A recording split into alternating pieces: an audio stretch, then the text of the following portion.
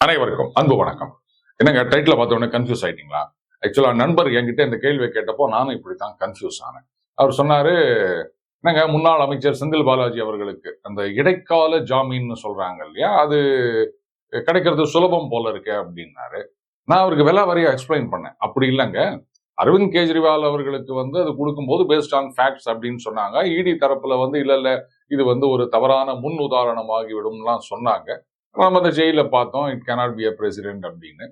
ஆனா ஹேமந்த் சோரன் அவர்களுக்கு ஆஜரான கபில் சிபல் இதைத்தான் கேட்டார். பாருங்க, அவர் கேஸ்ல கொடுத்திருக்கு, அது இதுக்கும் அப்ளிகபிள் ஆகும்னாரு. ஆனா கோர்ட் ஏத்துக்கல.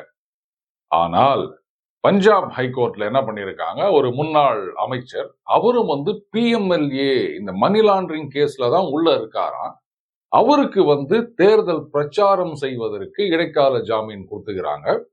இந்த அரவிந்த் கெஜ்ரிவால் அவர்களது வழக்கை கோட் பண்ணி. அதே மாதிரி கல்கட்டா ஹைகோர்ட்லயும் பாத்தீங்கன்னா முன்னாள் நீதிபதி அவர் பதவியை ராஜினாமா பண்ணிட்டு தேர்தலில் கலந்துக்கிறாருங்க. அவர் மேல எஃப்ஐஆர் போட்டுக்கிறாங்க வெஸ்ட் பெங்கால்ல. அந்த எஃப்ஐஆருக்கு ஸ்டே கொடுத்திருக்காங்க. அரவிந்த் கெஜ்ரிவால் அந்த இன்டரிம் ரிலீஃப் இதை கோட் பண்ணி அப்படின்னு செய்தி கூறுகின்றது. எல்லாம் கரெக்ட். ஆனா பாத்தீங்கன்னா தேர்தல் பிரச்சாரம் செய்வதற்கு அப்படின்றதுதான் இதுல முக்கியமான விஷயமா இருக்கு. அதுவே ஹேமந்த் சோரனுக்கு மறுக்கப்பட்டது, பஞ்சாப் மினிஸ்டருக்கும் அரவிந்த் கெஜ்ரிவாலுக்கும் தான் கொடுக்கப்பட்டது. இங்க செந்தில் பாலாஜி அவர்கள் தேர்தல் பிரச்சாரத்துல கலந்துக்கணும் அப்படின்னு எப்படிங்க ஆர்கியூ பண்ண முடியும்? ஏன்னா நமது மாண்புமிகு முதல்வர் மு.க. ஸ்டாலின் அவர்கள் அவர் ஏன் அவங்க பிரச்சாரத்துக்கு கூப்பிடல? என்னங்க அநியாயமா இருக்கு. என்னங்க வெஸ்ட் பெங்கால் போயிட்டு அங்க பெங்காலியில பேசியிருக்காரு நம்ம சீஃப் மினிஸ்டர். அதுக்கப்புறம் அந்த ஹிந்து பத்திரிகையில ஆங்கிலத்தில் அவருடைய கட்டுரை வெளியாகி இருந்தது. என்ன அருமையா கட்டுரை எழுதியிருந்தாரு. அதுக்கப்புறமா மலையாளத்துல மலையாளி சகோதரர்களுக்கு எல்லாம் வாழ்த்து தெரிவிக்கின்றார். சரி, இந்தியில பேச வேண்டாம், அது இங்கிலீஷ்லயோ தமிழ்லயோ பேசினா யாராவது ஒருத்தர் டிரான்ஸ்லேட் பண்ணிட்டு சொல்லிட்டு போங்க. இந்தியா முழுக்க இந்த திராவிட மாடலுக்குன்னு ஒரு செல்வாக்கு இருக்கின்றது, நமது முதலமைச்சருக்கு ஒரு செல்வாக்கு இருக்கின்றது. போற இடத்துல எல்லாம் சொல்ல மாட்டாங்களா, பாருங்க இந்தியாவிலேயே இவர் தான் நம்பர் 1 சிஎம், அவர் இந்த கூட்டணிக்கு ஆதரவா பேசுறார் அப்படின்னும் போது எப்படி ஒரு பாசிட்டிவ் இம்பாக்ட் இருக்கும். ஆனா அவரையே கூடாம வச்சுக்கிறாங்க. அப்படி இருக்கச்ச சிஎம்ஏ போல, கட்சி தலைவரே போல அப்படின்னும் போது ஒரு எம்எல்ஏவாக மட்டுமே இருக்கின்ற செந்தில் பாலாஜி அவர்கள் பிரச்சாரத்துக்கு போனோம், பெயில் கொடுங்கன்னா சரியா இருக்குமா இந்த ஆர்குமெண்ட் அப்படின்னு. அப்பதான் நண்பர் அந்த ஆலோசனையை சொன்னார். கிரிக்கெட் மாதிரியே பாலிடிக்ஸும் ரொம்ப ரொம்ப இன்ட்ரெஸ்டிங்கான, இன்ஃபேக்ட் அதோட இன்ட்ரெஸ்டிங்கான விஷயம்னு நான் சொல்வேன். நீங்க ஒரு 10 மேட்ச் தொடர்ந்து பார்த்துட்டு வந்தீங்கன்னா அந்த சீகா இவங்க எல்லாம் கொடுக்குற கமெண்ட்ரிய காதுல வாங்கினாலே நீங்களும் ஒரு எக்ஸ்பர்ட் ஆயிருவீங்க. இந்த சீகா இல்ல, இந்த ஸ்டாரை கேளுங்கள் அப்படின்னு ஒரு இது இருக்குங்க. அதுல பாத்தீங்கன்னா சில பேர் கேட்கிற கேள்வி எல்லாம் சீகாவே அசந்து போயிருவாரு. கரெக்ட், இந்த மாதிரி பண்ணலாம் அப்படின்னு. So you will become an எக்ஸ்பர்ட்னு வச்சுக்கோங்களேன். ஸோ அந்த மாதிரி அரசியலை ஃபாலோ பண்ணிட்டே வந்தீங்க அப்படின்னு சொன்னா நீங்களும் ஒரு எக்ஸ்பர்ட் ஆயிடலாம். நாளைக்கு விலையில்லா ஆலோசனைகளை எனக்கு போட்டியே அள்ளி வழங்கலாம். நண்பர் சொன்ன யோசனை இதுதாங்க. அதாவது இந்த எலெக்ஷன்ல திமுக 40 அவங்க ஸ்வீப் பண்றாங்க, ஆர் அட்லீஸ்ட் 30 ஜெயிச்சா கூட இப்ப மறுபடியும் மோடி 3.0 ஆட்சிக்கு வந்துட்டாங்க அப்படின்னு சொன்னா கொச்சல் அதிகமாகும் அப்படின்னு எதிர்பார்க்கலாம். சோ இன்னும் 2 வருஷம் கழிச்சு இந்த ஆன்டி இன்கம்பன்சி அப்படின்றது, அது ஆட்சிக்கு எதிரான மனநிலை மக்கள் கிட்ட அதிகமா இருக்கும். அண்ட் திமுகவால தொடர்ந்து இருமுறை ஆட்சியை தக்க வைத்துக் கொள்ள முடிவதில்லை என்றதையும் பார்த்தோம், எக்ஸப்ட் 67, 71. அதனால இந்த நேரத்துல எதிர்கட்சிகள்லாம் தமிழகத்துல பாத்தீங்கன்னா அதிமுக ஒரு பக்கம் இருக்காங்க, பாஜக ஒரு பக்கம் இருக்காங்க. சோ அந்த ஆன்டி எஸ்டாப்ளிஷ்மெண்ட் ஓட்டு செதறும். இன்னும் ஒரு 6 மாசத்துக்குள்ள அவங்க 2 பேரும் ஒன்னா சேருவதற்கான பாசிபிலிட்டி கிடையாது. அண்ட் இந்த தேர்தலில் லெட் அஸ் சே திமுக 30, 35, 40 ஜெயிக்கிறாங்க அப்படின்னு சொன்னா அப்ப அதிமுக ஒண்ணுமே இல்லை அப்படின்னு ஆயிப்போச்சு. இந்த பக்கம் கட்சி கலகலத்து போய் நிக்குது, இந்த பக்கம் பாஜக அந்த அளவுக்கு ஒரு அலையன்ஸை ஃபார்ம் பண்ண முடியுமான்னு சந்தேகமா இருக்கு. இந்த குழப்பத்தை பயன்படுத்திக்கின்னு தகால்னு ஒரு 3-6 மாசத்துக்குள்ள சட்டமன்றத்தை கலைத்து விட்டு மறுபடியும் தேர்தலை சந்திக்குமா திமுக? அப்படி பண்ணாங்கன்னு சொன்னா அவங்க கூட்டணியில இருக்க கட்சிகள் இந்த பக்கம் போறதுக்கு ஆப்பர்ச்சுனிட்டி கிடையாது. ஏன்னா அதிமுக அதுக்குள்ள ரெக்கவர் ஆயிருக்காது, பாஜக பக்கம் அவங்க போக முடியாது. அண்ட் 2 பேரும் உடனே இணைவதற்கான சாத்தியமும் கிடையாது. அப்போ எலெக்ஷனை வச்சாச்சுன்னா கூட்டணியும் அப்படியே இருக்கும்.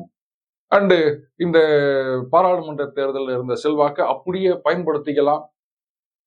அப்படி ஒரு தேர்தல் வந்தா பிரச்சாரம் அப்படின்னு செந்தில் பாலாஜி அவர்களுக்கு பெயில் மூவ் பண்ணலாம் இல்லையா, கிடைக்கும் இல்லையா அப்படின்னு கேட்டாருங்க. அசந்து போயிட்டேன். நிஜமாவே இது ஒரு அருமையான யோசனை தான். ஆனா அது பாருங்க, ஏதோ நான் மட்டும்தான் விலையில்லா ஆலோசனை கொடுத்துன்னுக்கிறேன், எனக்கு போட்டியா? சரி ரைட் விடுங்க. நான் மட்டும் எதுக்கு வாங்கி கட்டிக்கணும்? நண்பர்கள் அவரையும் சேர்த்து கழுவி ஊத்துங்க. நிஜமாகவே பிராக்டிக்கலா யோசிச்சு பார்த்தா இது ஒரு நல்ல அப்ரோச்சா தான் தெரியுது. ஏன்னா 2026 வரைக்கும் அப்படின்னும் போது ஆட்சிக்கு எதிரான மனநிலை அதிகரித்து கொண்டே தான் இருக்கும். அதை யாராலையும் மாற்ற முடியாது. அண்ட் மோடி 3.0 அப்படின்றது பாத்தீங்கன்னா எங்க வீட்டு பிள்ளையில சாட்டைய சுத்துற எம்ஜிஆர் மாதிரி இருக்கும் அப்படின்னு நினைக்கலாம். இனிமேல்லாம் இந்த சாஃப்ட் அப்ரோச், நாங்க ரொம்ப ஜென்டில்மேன் அப்படின்றதெல்லாம் பாஜகவிடமிருந்து எதிர்பார்க்க முடியாது. அது நல்லாவே தெரியுதுங்க. ஸோ ஏகப்பட்ட பிரச்சனைகள் வரலாம். எதுக்கு இதெல்லாம் ஃபேஸ் பண்ணிக்கிறேன்? அட்லீஸ்ட் மாநிலத்தில் ஆட்சியை பிடிச்சிங்கனாலாவது நம்ம கையில இவ்வளவு எம்பிக்கள் இருக்காங்க அப்படின்னு சொல்லும்போது அதுக்கப்புறமா பிஜேபியை டேக்கிள் பண்றது அப்படின்றது கொஞ்சம் சுலபமாவே இருக்கும். ஆக இந்த சட்டமன்றத்தை கலைத்து விட்டு முன்கூட்டியே தேர்தல் நடத்துவது அப்படின்றது ஒரு நல்ல ஐடியாவா தான் இருக்கு. செந்தில் பாலாஜி அவர்களுக்கு ஜாமீன் கிடைக்கணுன்றதுக்காக அதுக்காக நான் சொல்லல. பட் ஸ்டில் இந்த பாசிபிலிட்டி ஒரு பெட்டர் ஆப்ஷனா தெரியுது திமுக. ஏன்னா 26ல கூட்டணி கட்சிகள் அந்த பக்கம் போகமாட்டாங்க அதிமுக பக்கம் அப்படின்றதுக்கு எந்த விதமான கேரண்டியும் கிடையாதுங்க. என்னதான் அதிமுக இந்த தேர்தலில் அடி வாங்கினாலும் கட்சி சிதறாத வரைக்கும் அது கூட கொஞ்சம் கஷ்டம் தான் அப்படின்னு வச்சுக்கோங்களேன். ஈவன் அதர்வைஸ் ஒரு பொட்டன் ஃபோர்ஸா இல்லாட்டாலுமே சரி ரைட்டு அதிமுக அப்படின்ற ஒரு அமைப்பு இருக்கின்றது, நாம அந்த பக்கம் போயிட்டு, ஏன்னா திமுக கூட்டணி பலத்துல தான் ஜெயிக்குது.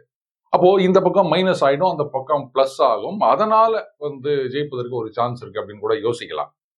5 வருஷம் கழிச்ச பிறகும் அந்த கூட்டணியில அந்த கட்சிகள் அப்படியே தொடர்ந்தார்கள் என்றால் திமுக தோத்து போனாங்கன்னா அதனுடைய எதிரொலி இந்த கட்சிகள் மீதும் தான் விழும். அதனால ஒரு பெட்டர் ஆப்ஷன் அப்படின்னா அவங்களுக்கும் இதுவாகத்தான் இருக்கும். ஸோ அதையெல்லாம் நியூட்ரலைஸ் பண்ணணும் அப்படின்னு சொன்னா முன்கூட்டியே தேர்தல் நடத்துவதுதான் ரைட். அடுத்த இஷ்யூ, சரிங்க அப்ப புள்ளி கூட்டணி ஆட்சிக்கே வராதா, பாஜக தான் ஆட்சிக்கு வருமா அப்படின்னா இது பாஜகவோ பாஜக ஆதரவினரோ தான் சொல்லணும்னு அவசியம் கிடையாது.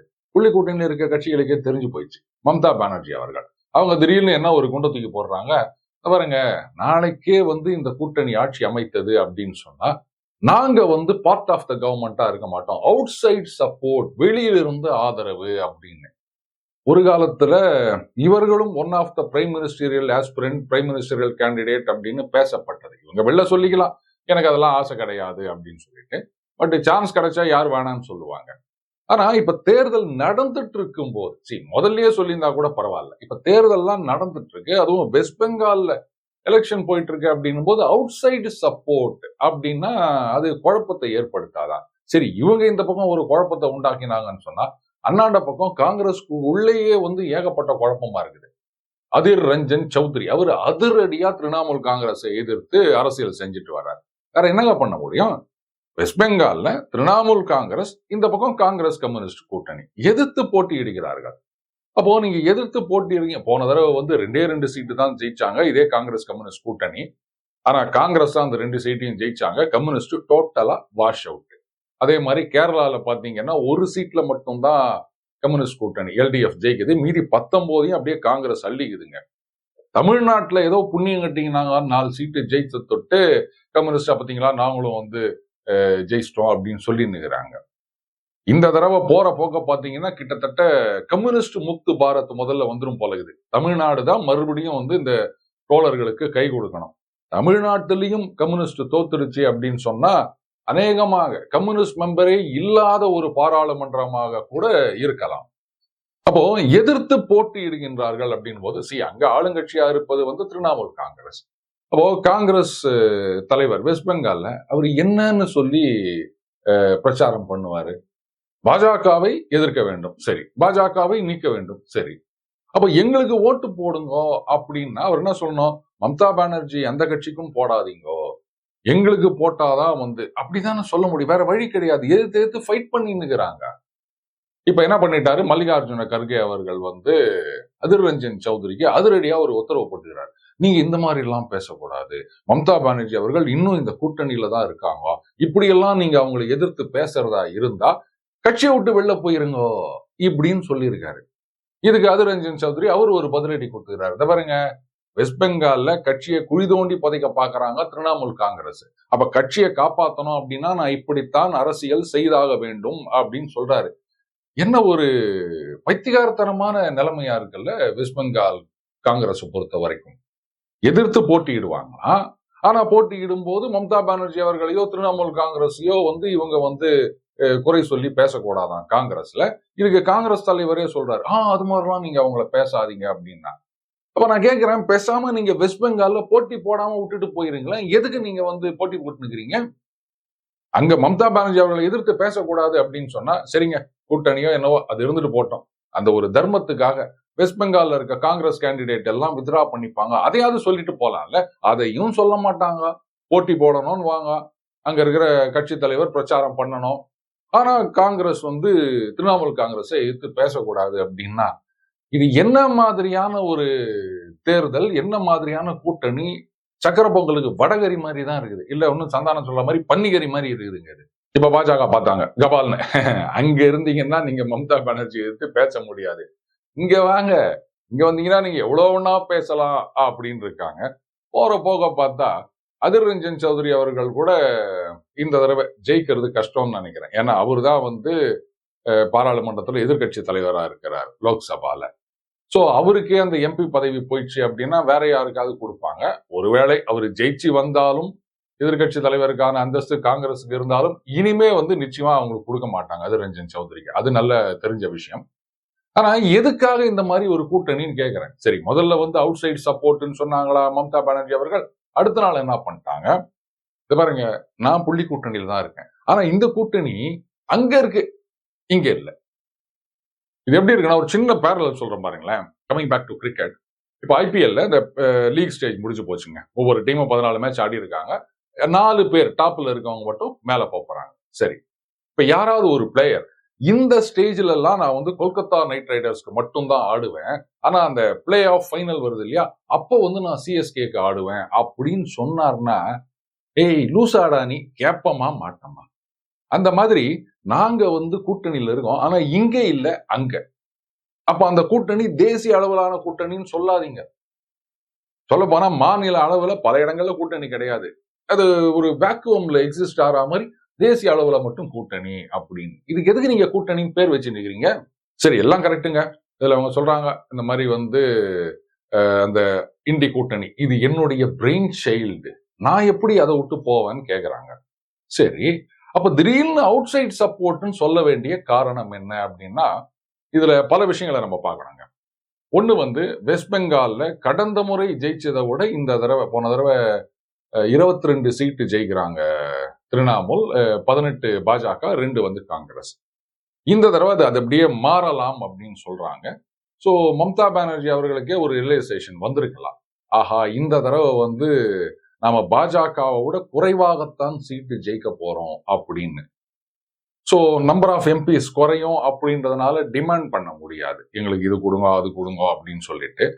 சரி, இந்த 42ல ஒரு 30-35 சீட்டு திரிணாமுல் காங்கிரஸ் சாலிடா ஜெயிக்கிறாங்க அப்படின்னு சொன்னா, அதுக்கப்புறம் காங்கிரஸ் இவங்க சொல்றதெல்லாம் கேட்டுதான் ஆகணும். இந்த கம்யூனிஸ்ட் கட்சி கூட்டணியை தூக்கி கங்கையில போடுங்க அப்படின்னு சொன்னா அவங்க அந்த கூட்டணியை டம்ப் பண்ணித்தான் ஆகணும், வேற வழி கிடையாது. அதுக்கப்புறம் காங்கிரஸ் அது ஒரு டெப்ளீட்டட் ஃபோர்ஸ் அப்படின்னும் போது, இப்ப தமிழ்நாடு காங்கிரஸ் எப்படி இருக்குது பாருங்க, அந்த மாதிரி ஆயிடும், நமக்கு பிரச்சனையே கிடையாது. இதுதான் இனிஷியல் எக்ஸ்பெக்டேஷனா இருந்தது. ஆனா இப்ப ட்ரெண்ட் எல்லாம் மாறுது அப்படின்னு சொல்லும் போது, அப்ப ஏற்கனவே இங்க இருக்கின்ற பலத்தையும் இழந்து விட்டு அப்புறம் நாளைக்கு அவங்களோட அந்த கூட்டணி தேசிய அளவுல மட்டும் அப்படின்னு சொல்லிட்டு இருந்தா ஸ்டேட்லயும் அடி வாங்கக்கூடிய ஒரு சான்ஸ் இருக்குது எலக்டோரலி. அதனால தான் அவுட் சைட் சப்போர்ட். ரெண்டாவது, அவங்களுக்கே நல்லா தெரிஞ்சிருக்கும் இந்த கூட்டணி ஆட்சிக்கு வரப்போறது கிடையாது, அதனால இப்பவே நம்ம அப்படி கொஞ்சம் வெளில இருப்போமே அப்படின்றதுக்காக நாங்க அவுட் சைட் சப்போர்ட் தாங்க அப்படின்னு. இதுல இன்னொன்னு இருக்குது, ஒரு பிரைம் மினிஸ்டரியல் கேண்டிடேட்னு நீங்க யாரையாவது ப்ரொஜெக்ட் பண்ணியிருந்தீங்கன்னா இந்த கூட்டணி ஜெயிச்சிருக்கலாம். இதுதான் இவங்க பண்ண பெரிய தப்புன்னு நாளைக்கு யாராவது ஆரம்பிப்பாங்க. சோ 2029ல அப்படி ஒரு கேண்டிடேட்டா ப்ரொஜெக்ட் செய்யப்படுவதற்கு இப்பவே ஒரு ஆப்பர்ச்சுனிட்டியை கிரியேட் பண்ணிக்கிற நெரேட்டிவா தான் நான் பாக்குறேன் நண்பர்களே. ஆக கூட்டணி ஆனா ஒன்னா இல்ல, ஆட்சி ஆனா உள்ளுக்குள்ள இல்ல. இப்படி ரிசல்ட்டை விடுங்க, தேர்தல் முடியறதுக்கு முன்னாடியே இவ்வளவு குழப்பத்தோட இருக்காங்களா? இதெல்லாம் மக்கள் பார்த்துட்டு சும்மா இருப்பாங்கன்னு நினைக்கிறீங்களா? ஏன்னா ஒரு முடிவுக்கும் வர முடியல, இவங்க இன்னும் ஆட்சிக்கு வந்தாங்கன்னா என்ன பண்ணுவாங்க, ஒரே குழப்பம் தான் அப்படின்னு அவங்களுக்கு தெரியாதா? சோ இதை குழப்பம் இல்லாம நாம புரிஞ்சுக்கணும். ரைட், அடுத்தது இந்த டெல்லி ஸ்வாதி மாலிவால் இந்த கேஸ் ரொம்பவே ட்விஸ்ட் அண்ட் டர்ன்ஸோட போயிட்டு இருக்கின்றதை பாக்குறோம். ஆப் கட்சியில என்ன பண்ணிருக்காங்க, பாஜக அலுவலகத்தை நோக்கி ஒரு ஊர்வலம் போயிருக்காங்க. அப்புறம் தடுத்து நிறுத்தப்பட்டாங்க.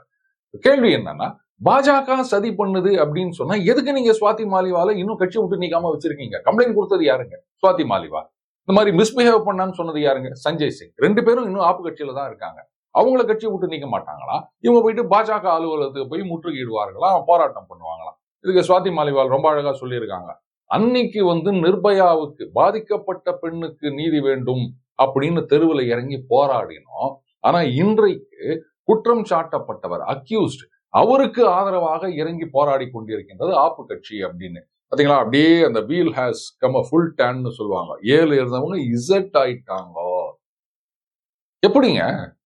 நிஜமாகவே அந்த மாதிரி ஒரு சம்பவம் எதுவுமே நடைபெறவில்லை, இது ஃபால்ஸ் கம்ப்ளைண்ட் அப்படின்னு சொன்னா இங்க பாஜக அக்யூஸ் பண்றது அப்புறம் முதல்ல ஸ்வாதி மாலிவாலர்களை பதவியிலிருந்து தூக்குங்க, கட்சியை விட்டு நீக்குங்க. அதுதானே செய்யணும். அதை செய்யாம நீங்க அங்கேயே சண்டை போட்டு இருந்தீங்கன்னா அப்ப நீங்க எதையோ மறைச்சிட்டு இருக்கீங்கன்னு நல்லா தெரியுது இல்லையா? இதுல இன்னொரு குழப்பம், இது நிறைய பேர் இதை பத்தி பேசிட்டு இருக்காங்க. அபிஷேக் மனு சிங்வி இருக்காரு இல்லையா, இவர் தான் கேஜ்ரிவால் அவர்களுக்கு ஆஜராகி அவருக்கு இன்டரிம் ரிலீஃப் வாங்கி கொடுத்தாரு வக்கீலா. அவருக்கு ராஜ்யசபா எம்பி பதவி கொடுக்கணும் அப்படின்றதுக்காக ஸ்வாதி மாலிவால ரிசைன் பண்ண சொன்னாங்க. அவங்க முடியாதுன்னு சொன்னதா கேள்வி. இப்படி பேசிட்டு இருக்காங்க. ஆனா இது உண்மையா இருக்கும் அப்படின்னு என்னால ஏத்துக்க முடியலங்க. ஏன்னா சரி, அவர் ஜாமீன் வாங்கி கொடுத்தாரு, அதனால அவருக்கு இந்த போஸ்ட் கொடுக்குறாங்க அப்படின்றது on the face of it பார்க்கும்போது ஒரு கரெக்ட் அப்ரோச் மாதிரி தெரியும். ஆனா இதுல ஏகப்பட்ட சிக்கல் இருக்குது. ஜூன் 1ஆம் தேதி வரைக்கும் தாங்க இவருக்கு பெயில். 2ஆம் தேதி இவர் போய் சரண்டர் ஆனோம். 4ஆம் தேதி மறுபடியும் பாஜக ஆட்சிக்கு வந்து விட்டது அப்படின்னு வச்சுக்கோங்களேன். இப்போ Swati Maliwal for that matter or Raghav Chadha இவங்க ராஜ்யசபா பதவியை ராஜினாமா செய்யறாங்கன்னு சொன்னா உடனே அடுத்த நாளே அதுக்கு எலெக்ஷன் வைக்க போறது கிடையாது. கரெக்டா? இதுக்குன்னு ஒரு ப்ராசஸ் இருக்குது. சோ அதுக்குள்ள அரவிந்த் கெஜ்ரிவால் அவர்கள் உள்ள போயிடுவாரு. மறுபடியும் எப்ப வெளில வர முடியும் அப்படின்றது ஒரு பெரிய கேள்விக்குறி. நம்பர் 1. நம்பர் 2, இவர் உள்ள இருக்கும் பொழுது இந்த தேர்தல் தேதி அறிவிக்கிறாங்க, ராஜ்யசபா எம்பி எலெக்ஷன் அப்படின்னு சொன்னா அப்போ கட்சிக்குள்ள இவருடைய கிரிப்பு முழுசா இருக்குமா? இதான கேள்வி. அப்போ கட்சிக்குள்ளேயே குழப்பங்கள் வரலாம். Even Sanjay Singh press conference வச்சு மிஸ்பிஹேவ் பண்ணார் அப்படின்னு சொன்னதே குழப்பத்தோட ஒரு அறிகுறின்லாம் சொல்றாங்க. ஏன்னா கட்சி அந்த மாதிரி எதுவுமே நடக்கல அப்படின்னு மெயின்டைன் பண்ணும்போது இவர் ஒத்துக்கினார்னு போதே ஒரு பெரிய சந்தேகம் வந்ததுங்க. அப்ப இவர் உள்ள இருக்கும்போது இந்த எலெக்ஷன் வந்ததுன்னு சொன்னா, சொல்ல போனா மற்ற தலைவர்களை யாரையும் நம்பாமத்தான் இவர் தன்னுடைய மனைவியை ப்ரொஜெக்ட் பண்ணிட்டு இருக்காரு. உள்ள போன உடனே அவங்க தான் நிறைய ஸ்டேட்மெண்ட் கொடுத்தாங்க, பேட்டி கொடுக்குறாங்க. பப்ளிக்ல அவங்கள நிறைய பார்க்க முடியுது. கரெக்டா? அரவிந்த் கெஜ்ரிவால் எப்படி ஸ்டேட்மெண்ட் கொடுப்பாரோ அதே மாதிரி ஒரு டேபிள்ல உட்காந்துக்கின்னு இவங்க வீடியோ எல்லாம் ரிலீஸ் பண்றாங்க. சோ கட்சி கட்டுப்பாடு நம்ம கையை விட்டு போயிடக்கூடாது, வேற யாரும் இங்க வந்துடக்கூடாது, வந்தா நம்ப முடியாது அப்படின்றதுக்காகத்தான மனைவியை இவர் ப்ரொஜெக்ட் பண்ணிட்டு இருக்காரு. சோ இவர் உள்ள இருக்கும்போது ராஜ்யசபா தேர்தல் நடக்குதுன்னு வச்சுக்கோங்களேன், ஒருவேளை ஒரு சில எம்எல்ஏக்கள் ரிசல்ட்டை பாதிக்காட்டாலும் ஒரு சில எம்எல்ஏக்கள் கட்சி மாறி வாக்களிக்கின்றார்கள், கட்சியில் ஒரு பிளவு ஏற்படுகின்றது அப்படின்னு சொன்னா எப்படி மேனேஜ் பண்ண முடியும்? அடுத்தது இவர் சொல்லினுக்கிறாரு, மோடி கிடையாது, அமித்ஷா தான் வருவாரு, யோகியை தூக்கிடுவாங்க, வேற யாரோ வருவாங்க அப்படின்னு இவர் ஊரெல்லாம் பேசினுக்கிறாருங்க. ஆனா போற போக்க பார்த்தா அரவிந்த் கெஜ்ரிவால் அவர்களை தூக்கிட்டு அந்த இடத்துக்கு வேற யாராவது கொண்டு வருவாங்களோ அப்படின்ற ஒரு சந்தேகமும் இருக்கின்றது. அதனால தான் அந்த ஊபி பிரஸ் கான்பரன்ஸ்ல உத்தரப்பிரதேசம் கேள்வி கேட்கும் போது அவரால் ஒன்னும் பதில் சொல்ல முடியல. எல்லாத்துக்கும் பதில் சொல்றவரு யாரும் கேள்வி கேட்காமயே ஆஜராகவர் இன்னி வரைக்கும் அதை பத்தி பேசல, மூஞ்சி வெளிரி போயிடுச்சு. அப்படின்னா இதுதான் கட்சிக்குள்ள அவருடைய அந்த கிரிப்பு குறைந்து கொண்டு வருகின்றது, நம்மளை தூக்கிடுவாங்களோ அப்படின்ற ஒரு பயம் அரவிந்த் கெஜ்ரிவால் அவர்களுக்கு வந்திருக்கா மாதிரி தெரியுது. சரி, அந்த ஆப்பு கட்சியில என்ன விதமான குழப்பங்கள் வேணா நடக்கலாம். ஜஸ்ட் வெயிட் அண்ட் சீ. நண்பர்களே, நாளைக்கு செவ்வாய்க்கிழமை கேள்வி நேரம். மீண்டும் அடுத்த ஒரு சந்திப்போம். வணக்கம்.